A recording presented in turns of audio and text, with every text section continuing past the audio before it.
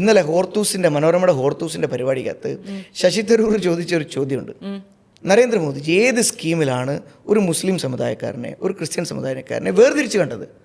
ഇപ്പോൾ പ്രധാനമന്ത്രി കിസാൻ സമ്മാൻ നിധിയുടെ പൈസ 2000 രൂപ വെച്ചൊരു ബാങ്ക് അക്കൗണ്ടിൽ പോകുമ്പം അത് ക്രൈസ്തവനാണോ പോകുന്നത്, മുസ്ലിമിനാണോ പോകുന്നത് നോക്കിയിട്ടുണ്ടോ?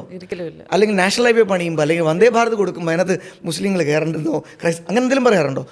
ഇത് പറഞ്ഞ ശശി തരൂരാണ്, ഞാനല്ല.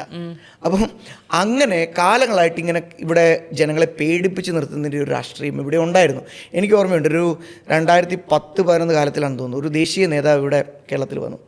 അപ്പം ഈ മലയാളം എനിക്ക് അത്യാവശ്യം ഇംഗ്ലീഷും ഹിന്ദിയൊക്കെ വശമുള്ളതുകൊണ്ട് അദ്ദേഹത്തെ ഒരു കേരളത്തിലുള്ള ഒരു പ്രമുഖനായിട്ടുള്ളൊരു ക്രൈസ്തവ വ്യക്തിയെ കാണാൻ വേണ്ടിയിട്ട് പോയി.